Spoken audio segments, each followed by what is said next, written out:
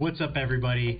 I'm Alchemist, and this is Boris, and we're going to review the Knoxville regional that happened over the weekends and give you our thoughts on what we think about the decks that made it into the top 32. So let's jump straight into it with number one, Zorro by Anthony. I'm not going to try to mess up anybody's last name unless it's William Craddock because I hear him say it himself. So I'm just going to say everybody's first name. So this Zorro won the whole tournament. I think this is an amazing pick for the tournament. Everything about this deck, I haven't raved about a deck in a while, I feel like, about this, but I think this is the perfect Zorro list. This is the Zorro list that I would want to play. Teach is a good Whitebeard counter. Gordon destroys everything that tries to win on board.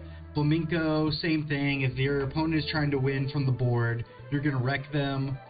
It's got the Vistas for the Law Tech. It's got the Magras to stay aggressive. The one kick chorus to unbrick your hand. And plenty of goodies to hit out of life. I love this deck. What do you think, Boris? Yeah, so it's interesting. It's pretty much looking just like kind of what decks were looking like, I think, at the end of the last format. I see some additional jet pistols, which I think some Zord decks are starting to adopt. Obviously, the addition of Teach. Like you said, a good call against all the new gates that made it at the top cut. Yeah, I think we saw, like I said, at the end of the last format, just removal was king. Gordon Fire Fist was probably the number one combo to just get rid of everything. A lot of times, Whitebeard being so popular, if you can just get rid of the guys on their board, there's not much really they can really do to come back from there. I mean, I think that, like you said, this was a good call if you expect a lot of Whitebeard. I don't know. I think some of my friends were there on Friday and they were scouting around and they were saying, no, there's a lot of Whitebeard. So I think, I don't know if this was like a last minute change or something, but yeah, it's the one Zorro that made top 32. And he ended up going all the way 5-0 and winning in top cut. So that's pretty crazy. And he managed to dodge all the Rebeccas. He went croc, Whitebeard into the end. So this guy just had clear skies all the way through. This is definitely doable to beat Rebecca, but you gotta. Sometimes it's just nice that you don't get those insane matchups that like really you have a higher chance of losing.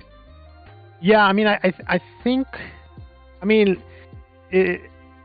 there were a lot of my friends played like a bunch of random decks. So they played like Z. They played they played a bunch of random stuff early on. So I think that this Zorro would have struggled potentially. I think one of the reasons not to take Zorro would have been if there was a lot of blue, if they ran into a lot of crocodiles and stuff, because then they can just 3,000 Worlds your main threat onto the bottom of the deck. But this guy beat 2 crocodiles, so I wonder what happened there. I didn't watch any of the games, so maybe this deck is just secretly good. I was actually, when he won with it, I was playing with it. And it is really, really powerful at this meta. Being able to just blast your opponent down and just like, once you get 2 Marcos on the field, you're swinging for 7k every turn. And even if the Croc is using 3,000 Worlds to remove it, that's still like a pretty big neg on their tempo when, oh, well, you just killed my Marco. Well, now I'm going to spam out a bunch of tiny guys and you can't deal with all of them and you just get beamed down. Yeah, and you also you do have 3,000 Worlds to get rid of the blockers, but I still think the 2 teaches does help to have those 2 additional win conditions. Like the one thing I've always said about Zorro is those Marcos, if they deal with your Marcos, yeah, you have the little guys, but unless you can get through the finish line with them, a lot of times they'll be 1 life short. And if they can get rid of the Marcos, then that's usually how it would be Zorro. I would just poke at the Marco until they're out of cards in hand, and at that point, there's nothing they can do. But adding in the 2 teach, just having those 2 extra win conditions, okay, if they do 3,000 Worlds to Marcos, and Croc can also bounce them back, you still have those additional kind of big guys to get you through, and it draws you cards as well, so, it's pretty good if it can stick around. And then I'm a Teach fanboy. Like I love the card. I think it's great. The Magra combo and the Makino combo into Whitebeard. It just seems so incredibly strong to be able to swing for basically free. You can definitely brick with this. I feel like you can definitely brick with this deck. Like 3 Fire Fist, 2 Jet Pistols, Fire Doll. My friend took Zorro to the tournament actually, and he He said he bricked so hard round 2 that he just dropped and pulled his neck. That's funny. Yeah, but I ended up winning the tournament, so he's doing something. And I believe this guy's been playing since OPO1. He's been just a Zoro main, from what I've heard. So Very skilled player, obviously, and I think if you understand how to navigate the different matchups, you can do well.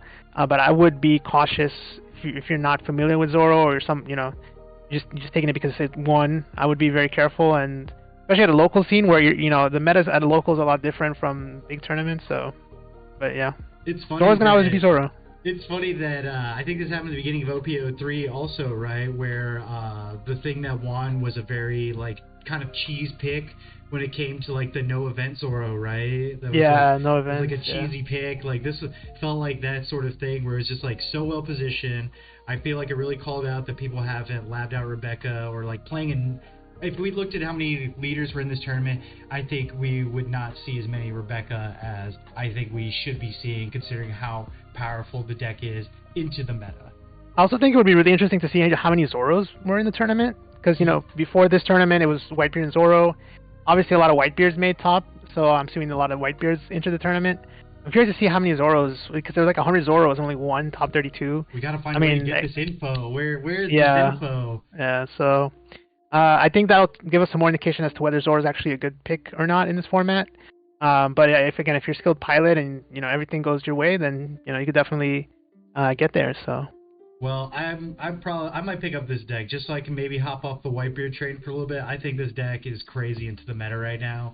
Yeah. And instead of being a Whitebeard, why not just beat all the Whitebeards with this deck? Because this is a 80-20 favor for this deck to beat a Whitebeard. It's so. Oh, really? It's 80-20? Yeah, it is so easy. Okay. Everything in this deck. Just the teachers are nice. Yeah, teachers are very helpful. The Gordons, the Blamencos, just all just eats it. Just eats it up. All right. Well, congratulations to Anthony. Sweet pick. Love it. Next up, our runner-up are basically our most local name, or I don't even know, the most household name. There we go. In One Piece, I would say, at least the NA, Mr. Will to Win Gaming, the William Craddock on Whitebeard, which he's been playing. He played Whitebeard at the end of OPO3 as well, correct? Is this I think so. Yeah, I think they were pretty big on the Strawbeard build, and as you can see here, I think they're still on the Strawbeard build. The one thing about this that made me a little sad is I love watching what kind of decks that Will brings to the tournaments, because he's always, in my opinion, he's the best innovator in the game, I think. I mean, he kind of made Film Kid work. He was the first one to do that, and then he made Kuro, and a bunch of other people hop on Kuro and get that to work, and he was also big on Dofi. So he's always I feel like in terms of new decks or things that are going to change compared to JP, I'm always looking to see what he's playing. So the fact that he's kind of on Strawbeard for the first tournament of the season made me a little sad, just because I was, it's not mainly because it's not a good. I don't think it's a good sign for the meta if the most innovative player is playing Whitebeard, right? So I'm actually, that's one of the things that made me a little question about how this meta is going to play out. But it is a really strong deck, one of the best players. Obviously he's going to have results. I mean, to be honest, he probably should, one of the things about those innovative type of players is that they'll always try to play the random decks. But then when they do pick up the best deck, that's when they usually get the best results.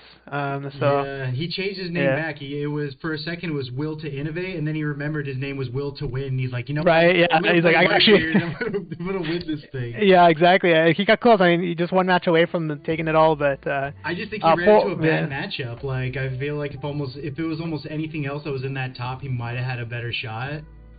And I think he really did want to win this one. Because in his Discord, he was kind of like, oh, I let you guys down. And everyone's like, nah, you did great. But I said this in my tweet, the guy is so incredibly consistent. I think he's at rank 4 or 6 now. He has an insane amount of tops. He might have the most number of tops or something. He has an insane amount of tops. The guy is crazy. He doesn't have the first place, which I think he really wanted this. But second might be his best placing so far, I think. Definitely. I think it is. I believe it is. We can. Yeah. I think I have Limitless pulled up here. Let's actually look at that. So second. So yeah, that's his highest. This is his new personal best at this tournament.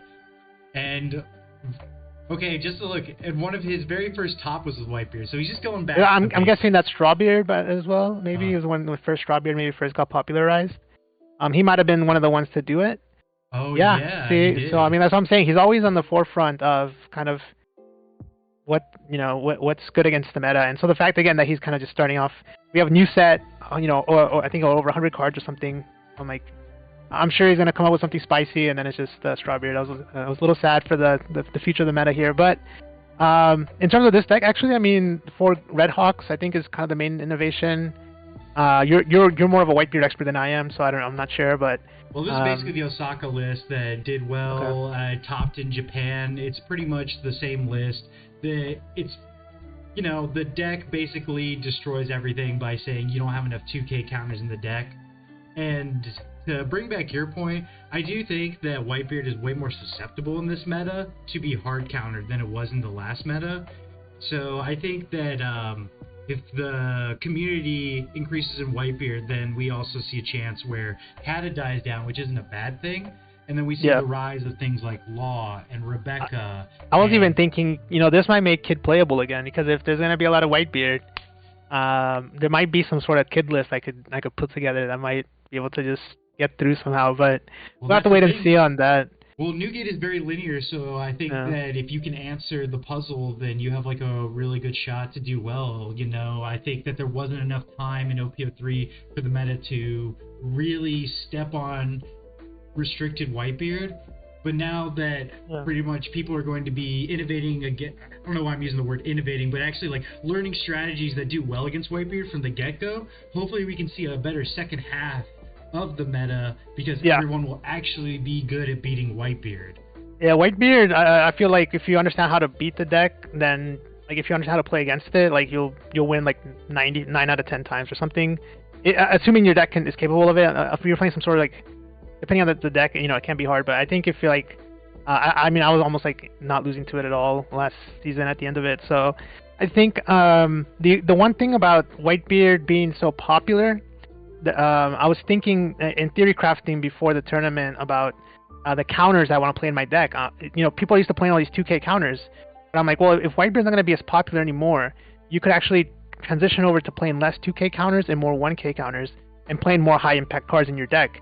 So for example, in Film Dofi, I was trying to take out some of the 2Ks, like the Shiki, which doesn't really do anything, and then transition to playing more 1Ks, like Film Usopp, things that have more impact I can play on board, I can play on turn 3, because essentially the 1K counter was the new standard. But if Whitebeard is going to be as popular as it is now, we have to stick with playing a bunch of 2K counters, even if they're not very good. That's why it's exactly why it did well. This is exactly why I did well in the game of OPO3. The thing I think that people really underestimate about Whitebeard is that if you don't have the right cards in your deck to deal with Whitebeard, you lose the game as soon as you sit down against the Whitebeard. Because the Whitebeard's going to do the Whitebeard thing, and you're not going to have the 2K counters to sustain it. So it was never a fight. So once people start building their decks around Whitebeard, hopefully they build their decks around Whitebeard, and we can just all move on with our lives and not have Whitebeard be such a big deal. But anyways, congratulations to Wildwind Gaming for ramming it down their throats with another Whitebeard cop. Next on, we got one of my favorite players, Mr. Cross AI, Mr. Michael, and doing it again with Law. I think this is the best deck in the meta, for sure. Like, this deck is fucking ridiculous. It seems like a pretty standard Law list. Looks like we got 4 Sanji, so we can play around Rebecca a little bit better. We got 5 of the Zoros. I don't see any Film Brooks, so it looks like we're just trying to get our Law combo out as often as possible. Wait, was he not playing the Film Brook? I thought he was playing the Film Brook. I think according to, I don't see it in this picture. Oh, okay. So I think that the Film Brook has been dropped because just being too unreliable. Yeah. You got to see like a whole combo. I think the 4 Sanjis is huge. I mean, Sanji is. It's probably just a Nami tech as well, right? Also as a 2K body. Yeah, it's just good against because the good players by now have learned you starve Law, right? If you're playing against Law, you starve it. Try to run it out of resources. I mean, it's hard to run it out of resources, but you as much as possible, right? Because that one life you give them could be the Bonnie that wins them the game, could be the Law. So you just try to get into a winning position, and from the winning position, you start taking life and you start trying to go for game. But Law players now have the format kind of has slowed down enough to where they can afford to play a Sanji, and then it's a 7K attacker. Like it's pretty good. Like so you're already getting rushed down with Zoros, and then you get an extra 7K in there. It is and the it's a 2K. anti-starve, right? Because I think the consensus everybody wants to do is, oh, you just starve Law, but you know, it's hard to starve Law when he's actually like taking his own cards. The 2 Luffys are essential in this meta. There's a shit ton of blockers, and especially with the amount of Whitebeard doesn't have an answer to have Luffy just out on the field, and then the next turn you just Luffy restand. Yeah, you just pump what is it, 2 12K or 14Ks into them. Yeah, if you just pump 2 14Ks, and generally that is more than enough to get across the finish line in most games, unless they're running something like not Red Hawk. What is the 2 cost that minuses 4,000? The Crossfire. Yeah. That's pretty. And a lot of decks don't run that, I don't think, right? They don't really run that anymore. So double 14K is very, very clean in this meta where there's not a ton of removal for it. As long as you don't attack with your Luffy and you just leave it standing so it doesn't get aced, you're pretty much good. You're pretty much Gucci. Like, I was watching the stream all weekend, and I did notice there were a lot of times when players would attack with their guys, then they get punished by the ace. So, quick tip, if you're playing against Whitebeard and they're about to go to 7 or 8 Dawn, don't attack with your guys if you need them to win the game, so you don't get punished by ace. I think the Rebecca player almost lost, I think, because they attacked with the Luffy, they forgot to restand it, and then I'm not sure if that was versus Whitebeard, but yeah, I saw that a lot this weekend. People attacking into the opponent when they need the character to win the game. So. Well, if the character just wins, you play it out, you wait a turn, you win the game. So congratulations to Cross for another top.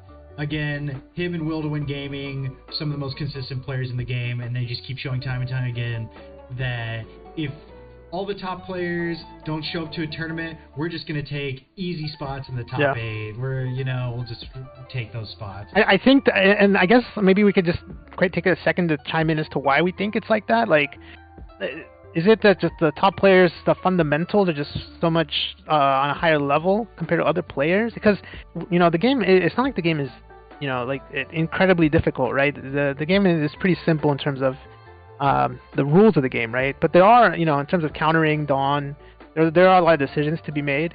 Do you think it's just like those players just have a harder grasp on the fundamentals of how the game works? Well, or do you think they're getting lucky over and over again, or what do you think? There's probably a few ingredients there. Like, A, their fundamentals are extremely sound. Like, B, they're making less mistakes than the average player. They're not making any questionable decisions for the most part. And I think one of the big things is they have probably a lot more information about the game than the average player as well. These guys both have Discords, they both have testing groups, they both have people that are putting in work around them that are relaying accurate information, and when they play these people, they are also gathering their own accurate information just because they're very skilled players. So I think that's a huge thing in the game, is making sure that the information you're gathering from your test groups and your Discords is actually correct. And the more correct that information is, the higher chance you have of doing well in these tournaments. And these guys have obviously displayed that they are able to gather that information in a way that puts them ahead of everyone else. They know what the right move is. I agree. When some players question which is the right move, they know what the right move is based on their testing and their fundamentals and everything else we talked about. The luck is them getting the cards they need to see instead of not seeing it. It's not whether or not they're getting unlucky, it's how often do they get unlucky, and that causes them not to do even better. Yep. So, and I think the last thing to mention also is tournament experience. So once you've made your first top, it gets a little less, you might be nervous the first time you're playing a top cut, or the first time you're like playing for like top 8 or top 16, in the last round of Swiss.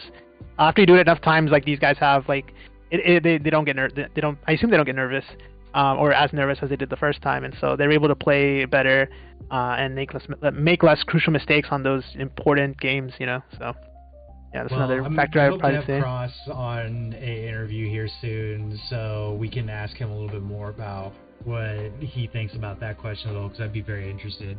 But anyways, congratulations to Cross. You should check out his Discord and his YouTube. Same with Will to Win Gaming, and they both have Patreons. Congratulations.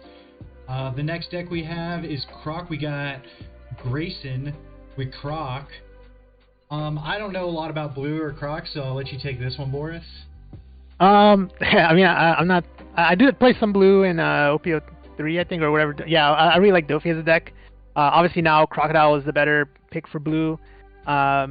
I think this is Clyde's deck, from what I understand. So Clyde has been pushing kind of this Crocodile deck, and a few people took it to the tournament.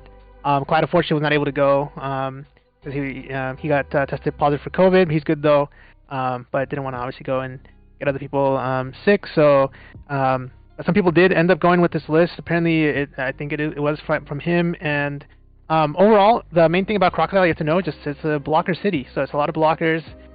Whether it's the Pacifistas, the Doflamingos, the Miss All Sundays. I mean, you have so many blockers in the deck, so you can go for a long game. You can definitely grind out certain types of decks.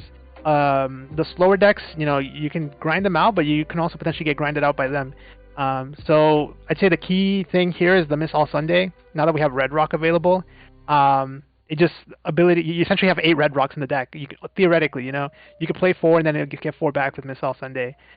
Which means that in the Katakuri and all those matchups where they're playing the big drops, you're gonna have a good chance of seeing a Red Rock, and you can afford to use it early because you can get it back with Miss All Sunday.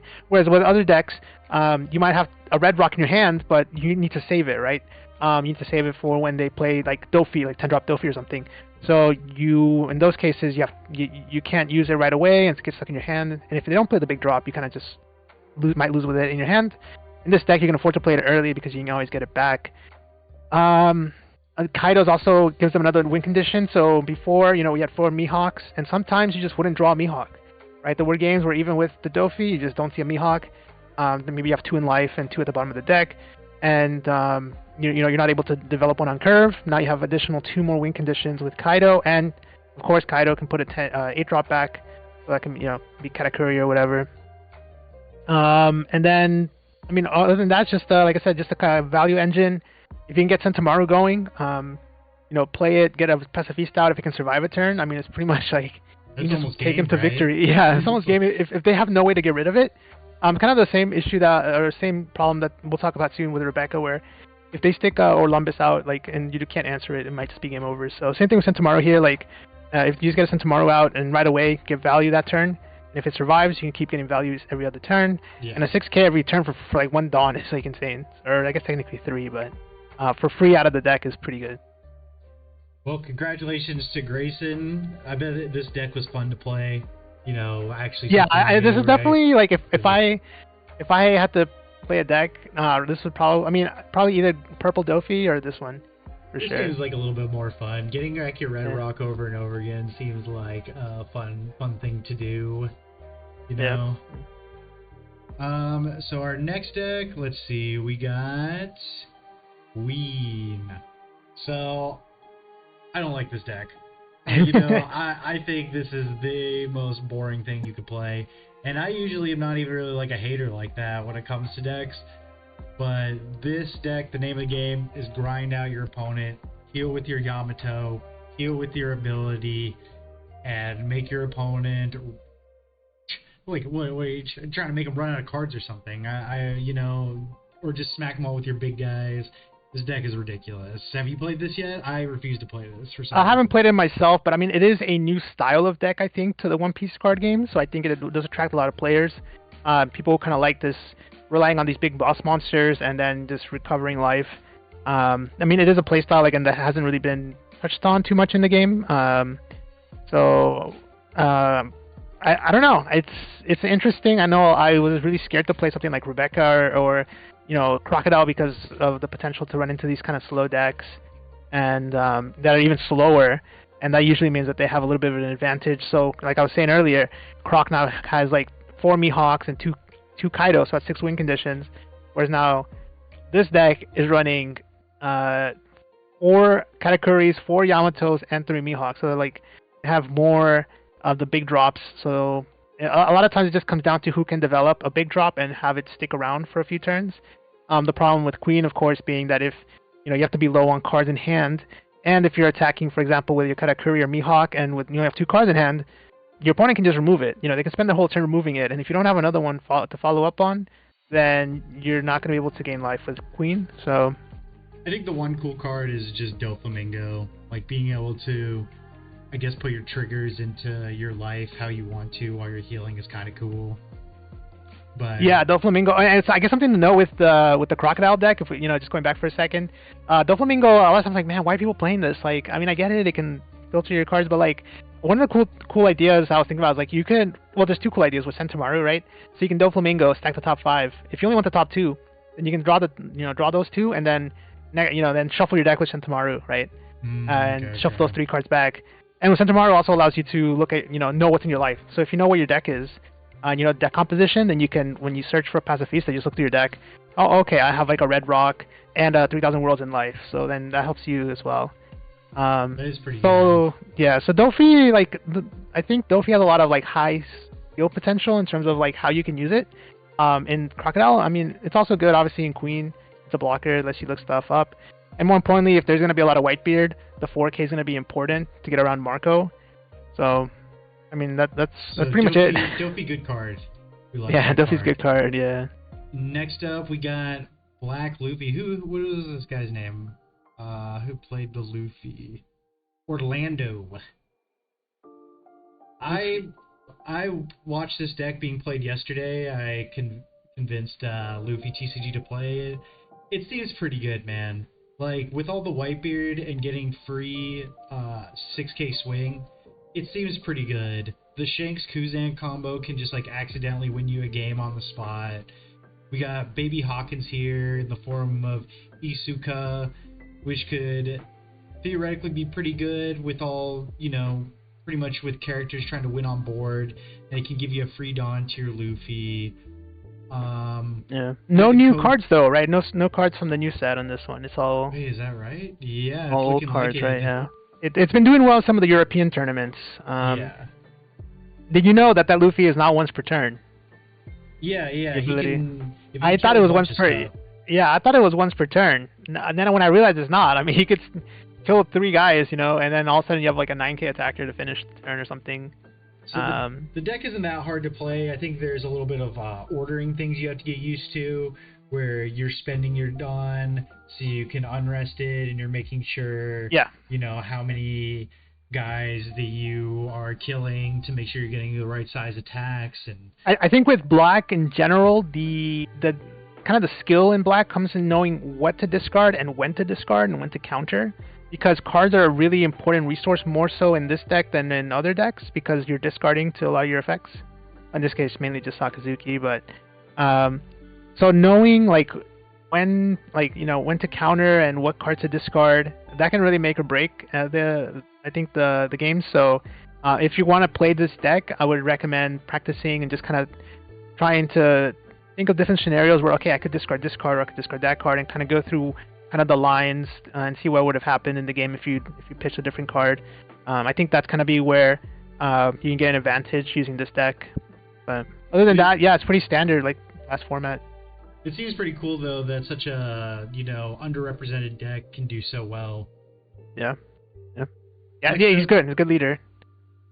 This is the Rebecca that won in Swiss. And he ended up in the top 32, but he did win Swiss. Have you played any Rebecca? Yeah. I mean, we practiced Rebecca a little bit. I like the deck a lot, actually. I think the main draw for the deck is consistency. I think it's the most consistent deck. It's because every single turn you're looking at top 2, you get Dressrosa, and like, I don't know, 80% of the deck is Dressrosa, if I had to guess, maybe a little bit more.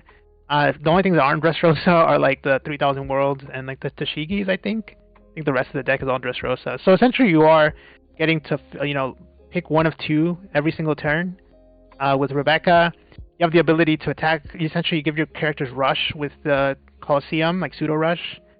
You have really good removal with both of the events. And of course Luffy, I like that Luffy can go like 2 dimensions, so you can either use him as like a game finisher for life, giving him double strike, or you can also just use him to clear 2 guys on the board the turn you play him if you have Colosseum on the field. I think that's huge. So I think that there are a lot of angles with the deck. I think the problem and where the deck struggles is that, again, you only run 4 win conditions, really. It's the Luffy's. You can like sneak wins through with like Gum Gum, King Kong Gun on like a Kairos, or there are ways to win without it, but a lot of the times you're gonna need the Luffy to win the game. And if your opponent, they go red rock, red rock, red rock, like it's just, I can definitely see it being really difficult to win potentially, but you do recycle, so. I think this is a great pick for this meta, especially with all the Whitebeards. The deck does great into Whitebeard, and pretty much if Whitebeard is very prominent, hopefully the amount of Katakuris will go down, and if the amount of Crocs doesn't go up, then this Rebecca could get even stronger. Yeah, if Rebecca would have been on the right side of the bracket, they probably would have potentially made it to the finals, because it was like the right side of the bracket was all Whitebeard and Law, which is like the two best matchups for this. Exactly. Unfortunately, I think the Rebecca's were on the left hand or something, where like like the Katakuris and all the weird decks, the queens and everything. So I think if more people played Rebecca, we would also just be seeing a larger shift in the meta, because everyone was pretty comfortable playing with what they were playing in OPO3 and just took it to OPO4.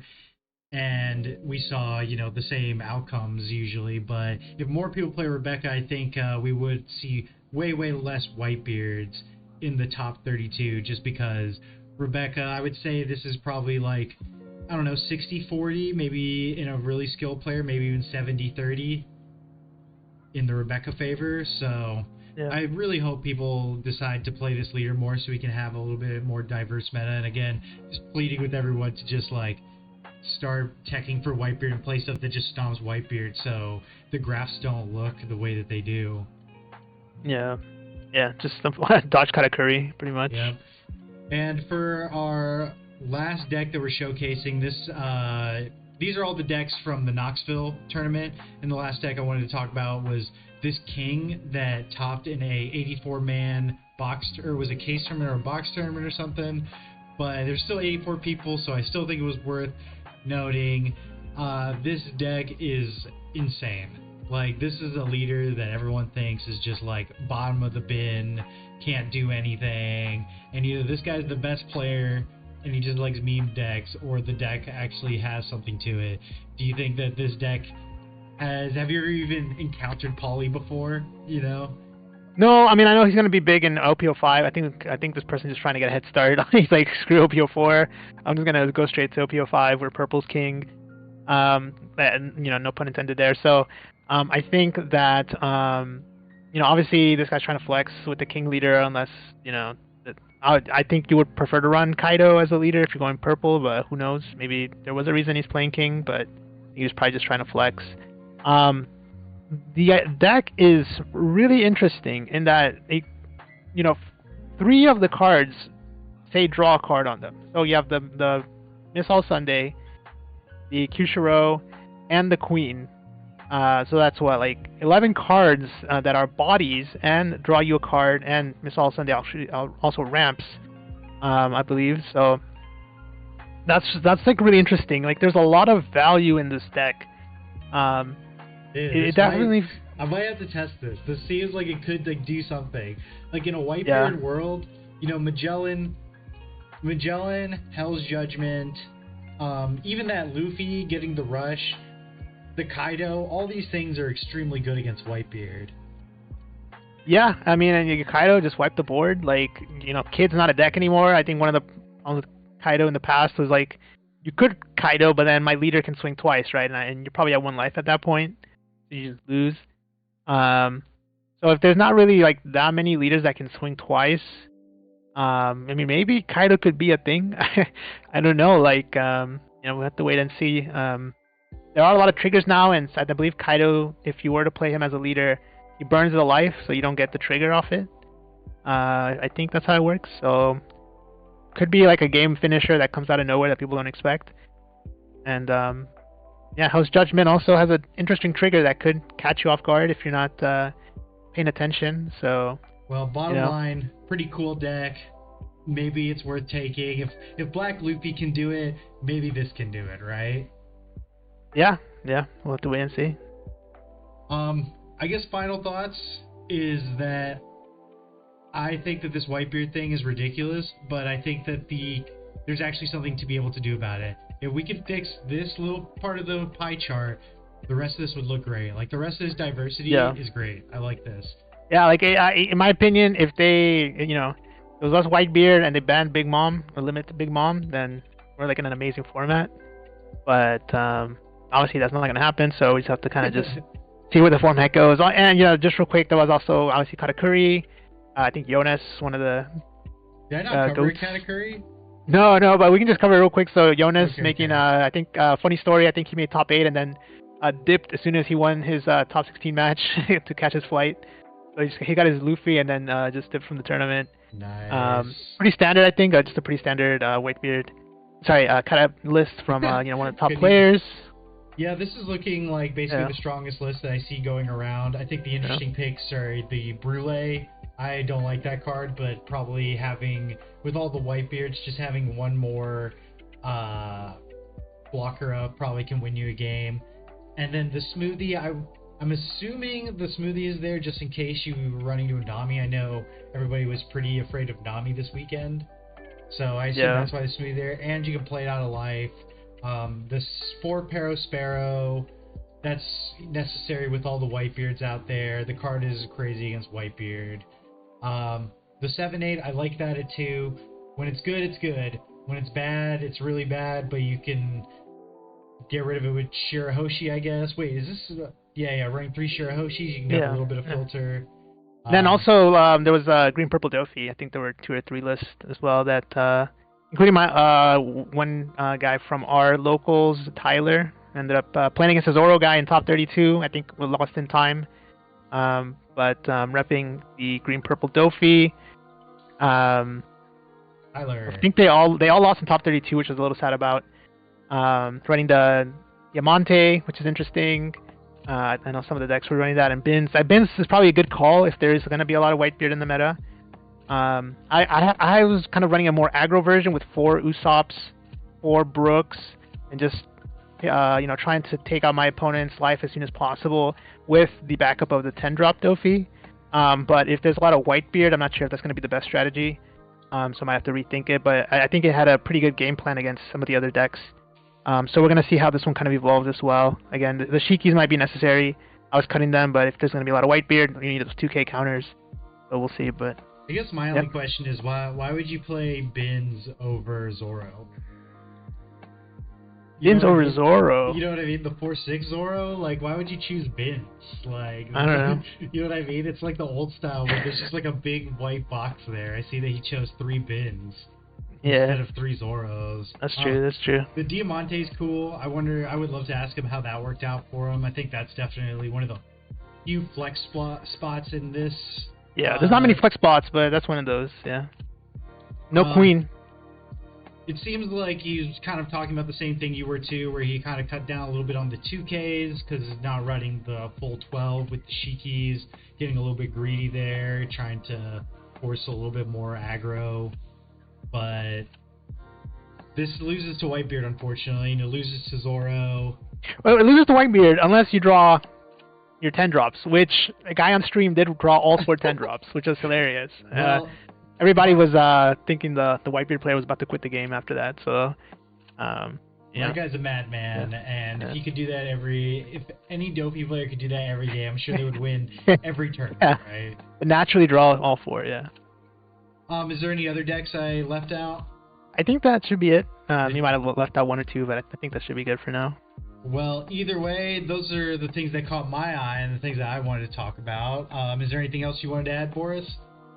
Not really. I think, again, not really what I was expecting. I did not think Whitebeard would be as strong in doing, in this top cut. But, again, we're not going to be seeing a lot of top cuts anymore. It's going to be a lot of just going back to Swiss only.